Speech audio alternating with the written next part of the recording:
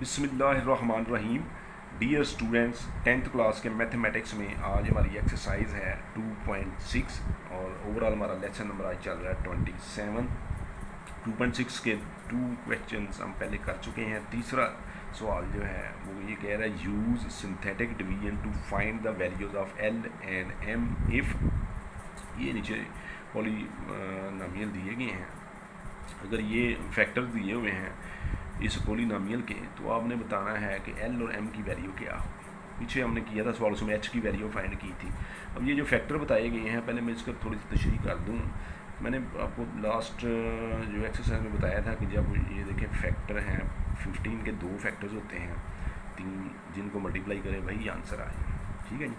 अब ये जो फैक्टर होते हैं ये इस एक तो ये है कि मल्टीप्लाई करें तो वो असल रकम जो है वो आ जाती है। दूसरा इसका आंसर ये भी होता है कि ये जो फैक्टर होता है ये इसके ऊपर मुकम्मल डिवाइड होता है। ये देखें, अगर मैं इसको इसके ऊपर डिवाइड करूँगा तो ये पूरा पूरा डिवाइड होगा। इसी तरह 3 को डिवाइड करूँगा तो ये भी पूरा पूरा डिवाइड होगा, नीचे कुछ भी नहीं बचेगा। मुकम्मल फैक्टर जो होता है वो कोई भी रकम आपको दी गई है उसके ऊपर मुकम्मल डिवाइड होता है और रिमाइंडर कुछ भी नहीं बचता, ज़ीरो बचता है रिमाइंडर इसका। अब यहाँ पर जब उसने ये बता दिया कि x + 3 x - 2 और the factors of the polynomial, इस रकम के ये 2 फैक्टर हैं। ठीक है जी। तो अब आपने बताना है एल और एम की वैल्यू क्या है। फैक्टर का मतलब ये है कि जब इसको इस पर डिवाइड करेंगे तो ये मुकम्मल तौर पर डिवाइड होगा, रिमाइंडर ज़ीरो बचेगा। ठीक है जी। अब हम सिंथेटिक डिवीजन के तरीके से इसको करते हैं। ये बेसिक चीज़ मैंने बताई थी। पॉलीनॉमियल p × x आ गया, हमने रकम लिखनी है। जब रकम लिख ली, इसमें x3 भी है, 2 भी है, 1 भी है, 0 भी है, x की पावर 0 भी है।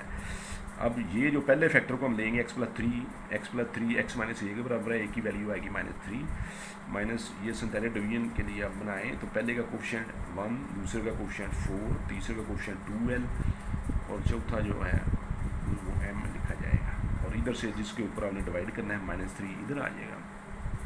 1 को नीचे उतार लिया, इसको इसके साथ मल्टीप्लाई किया, 1 3 = 3 यहाँ पे लिखा, दोनों को प्लस किया, 1 आ गया, इसको फिर इसके साथ मल्टीप्लाई करके यहाँ पे लिखा। ये 2 डिफरेंट चीज़ें हैं, दोनों लहदा लिखी जाएंगे, 2l - 3।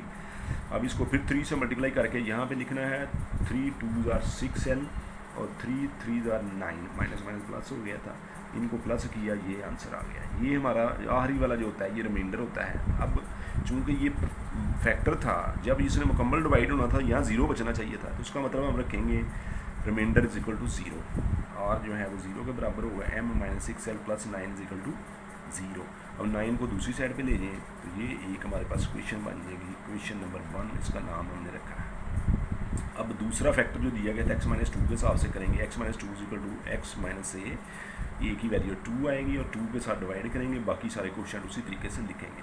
1 को आपने नीचे उतारा है, जहाँ चूँकि 2 फैक्टर दिए हुए थे, दोनों को लेकर डिवाइड करना है। दूसरे की तरफ हम बढ़ रहे हैं, 2 को इसके साथ मल्टीप्लाई किया, यहाँ पे लिखेंगे 2 1 = 2, इन दोनों को प्लस किया, 6 2 6 = 12, इन दोनों को प्लस किया, ये आंसर आया। इसको इसके साथ मल्टीप्लाई करके यहाँ लिखेंगे 2 2 = 4l, 2 12 24, इन दोनों को प्लस करेंगे, m + 4l + 24 और ये एंड वाला जो होता है ये रिमाइंडर होता है।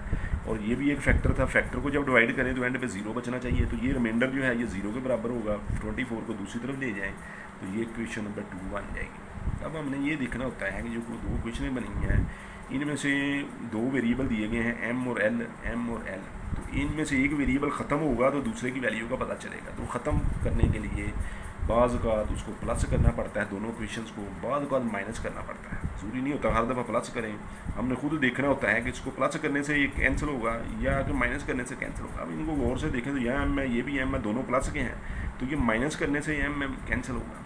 तो मैं क्या करूँगा कि सब्ट्रैक्टिंग क्वेश्चन 2 फ्राम 1, क्वेश्चन 2 पहले लिखी, अपना क्वेश्चन 1 पहले लिखी और उस समय से 2 को माइनस कर दिया। माइनस करने के लिए ज़रूरी होता है उसका साइन चेंज करें नीचे वाली के, और ये दोनों का ये आंसर आया, इन दोनों का ये आंसर आया। इसको इधर डिवाइड किया, -15/10 है, ये कैंसिल होगा, ये आंसर आ गया। एल की वैल्यू का पता चल गया। जब एल की वैल्यू का एक वेरिएबल की वैल्यू का पता चल गया है तो किसी एक इक्वेशन, 2 इक्वेशन हमारे पास दी गई हैं, किसी इक्वेशन में इस वैल्यू को पुट करके दूसरे वेरिएबल की वैल्यू निकाल सकते हैं। Putting value of L in equation 1, मैंने इक्वेशन 1 में पुट की है, m - 6l = -9, इक्वेशन 1 थी, l की जगह -3/2 लगाया, 2 3 = 3 3 = 9, इधर जाकर माइनस होगा, -18 आ जाएगा। तो ये दूसरा जवाब आ गया। एल और m की वैल्यू हमने मालूम करनी थी, वो हमें पता चल गया। तीसरे का दूसरा पार्ट है जी, find the value of L and M. L और एम की वैल्यू फाइंड करनी है if x minus one and x plus one are the factors. अब दो फैक्टर दिए हैं x minus one x plus one, ये पॉलिनोमियल। पॉलिनोमियल को लिखेंगे उसी तरीके से, x three x two x मौजूद हैं। अब जो पहला फैक्टर लिया एक्स माइनस वन, इसमें से ए की वैल्यू वन होगी, वन से डिवाइड करेंगे, बाकी के कोफिशिएंट, इसका कोफिशिएंट वन है, इसका कोफिशिएंट माइनस थ्री है, इसका कोफिशिएंट टू एम है, ये सिक्स का सिक्स इधर आ गया। वन को नीचे उतारें, वन वन जार वन यहाँ पर लिखा, इधर मल्टीप्लाई करके इधर लिखना होता है। अब इन दोनों को प्लस किया, minus three L plus one. अब इस वन को इससे मल्टीप्लाई करूँगा, आंसर इधर लिखूँगा, वन थ्री जार थ्री, ये वन से मल्टीप्लाई होकर ऐसे ही लिखी जाएगी। इन दोनों को प्लस कर लिया, टू एम लहदा प्लस होगा। अब इसको फिर वन से मल्टीप्लाई करके यहाँ पे लिखूँगा, इनको सिक्स और वन सेवन हो जाएगा।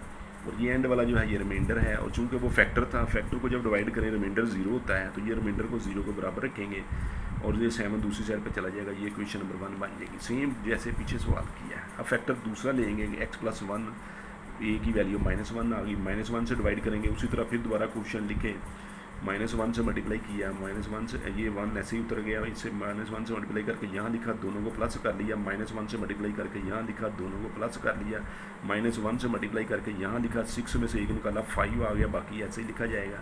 ये एंड वाला रिमाइंडर है, रिमाइंडर को जीरो के बराबर रखना है, क्योंकि वो फैक्टर था, फैक्टर जब डिवाइड हो जाता है एंड पे जीरो बचता है, रिमाइंडर जीरो होता है। तो two m minus three l जो है ये जीरो के बराबर है, फाइव तो चला जाएगा। ये क्वेश्चन नंबर टू बन गई हमारे पास। अब हमने इन दोनों क्वेश्चन को गौर से देखें, ये टू एम है, ये एम है, ये माइनस का है, ये प्लस का है। इसका मतलब है कि इसको प्लस कर दें सिंपली, तो ये एम खत्म हो जाएगा। प्लस या माइनस करना होता है, एडिंग वन एंड टू को जो है वो ऐड करेंगे, ये वन है ये टू है, ऊपर नीचे लिख लिया। ये ऐड करने से ये कैंसिल हो जाएगा, ये माइनस थ्री सिक्स एल आ जाएगा, ये माइनस ट्वेल्व है, डिवाइड करेंगे आंसर टू आ जाएगा। एक वैल्यू को पता चल गया, दूसरी इक्वेशन नंबर वन में इस वैल्यू को पुट करें, एल की जगह पे टू लगाएंगे, सिक्स और ये इधर जाकर प्लस हो जाएगा, माइनस वन आ जाएगा, डिवाइड हो जाएगा, एम की वैल्यू का पता चल जाएगा। ठीक है जी। अब आइए चौथा सवाल। चौथे सवाल में भी तकरीबन मिलता जुलता ही है। Solve by using synthetic division if two is the root of the question. Root उसने हमें एक रूट हमें बता दी हुई है। अब ये देखें एक्स थ्री या जितनी मैक्सिमम वेरिएबल की पावर होती है उतनी उसकी रूट्स होती हैं। तीन एक्स की पावर तीन है, तीन रूट्स होने, एक रूट उसने बता दी है, बाकी दो रूट्स हमने बता दी सिंथेटिक डिवीजन के अमल से। अब सबसे पहले पॉलिनोमियल लिखेंगे हम, जो उसने दिया हुआ था x three minus 28 x plus 48। अब इसमें एक्स टू नहीं है, एक्स थ्री के बाद एक्स टू आना चाहिए था। हम इसको फिर दोबारा इक्वेशन बनाते हैं, x three minus zero x two. मैंने ये कल भी बताया था कि ये ज़ीरो लगा लेते हैं, जो नहीं दिया गया होता, क्योंकि इसको मल्टीप्लाई होकर ज़ीरो आ जाना, टोटल रकम में फ़र्क नहीं पड़ता।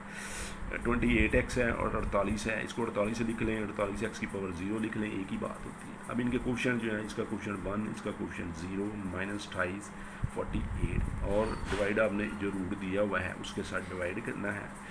अब ये वन नीचे उतराएगा, वन को टू से मल्टीप्लाई किया, यहाँ टू आ गया, दोनों को प्लस किया, टू आया, टू टू ज़ार फोर, दोनों को प्लस किया, माइनस 24, इसको इसके साथ मल्टीप्लाई किया, माइनस 48, ये डिवाइड होकर ज़ीरो आ गया।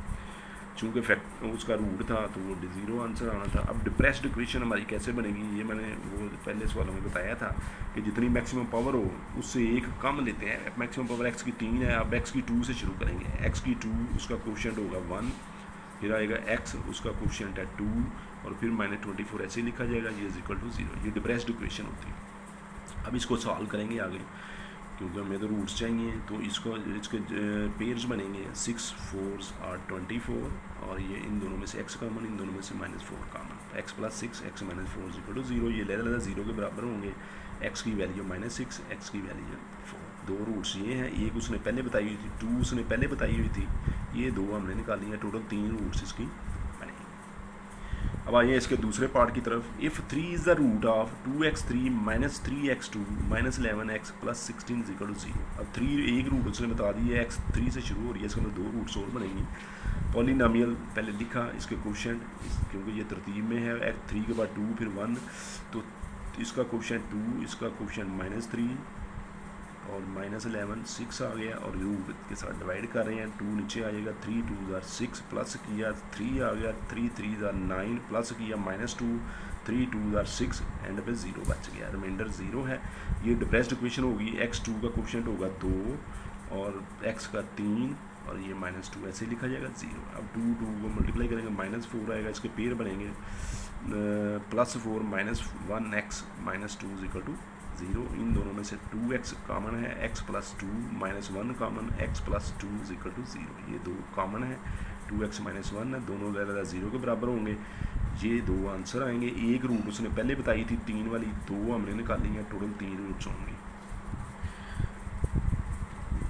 तीसरा पार्ट है कि if -1 is the root of an equation दी गई है, रूट दे दी गई है, बाकी दो रूट्स हमने मालूम करनी है। पॉलीनोमियल x3 है, ये हम लिखा इसका कोफिशिएंट, इसका कोफिशिएंट, इसका कोफिशिएंट, ये और -1 जो रूट थी उसके साथ डिवाइड करेंगे, 4 नीचे उतराएगा, इसको मल्टीप्लाई करके ये लिखा, दोनों को प्लस किया, इसको इसके साथ मल्टीप्लाई किया, आंसर यहाँ पे लिखा, इन दोनों को प्लस किया, इसको इसके साथ मल्टीप्लाई करके आंसर यहाँ लिखा, यहाँ 0 है, ये रिमाइंडर है। डिप्रेस्ड इक्वेशन जो है वो बनेगी, यहाँ मैक्सिमम पावर 3 थी, अब 2 से शुरू करेंगे, x की 2, ये कोफिशिएंट होगा x, ये कोफिशिएंट होगा -6 इक्वल टू 0।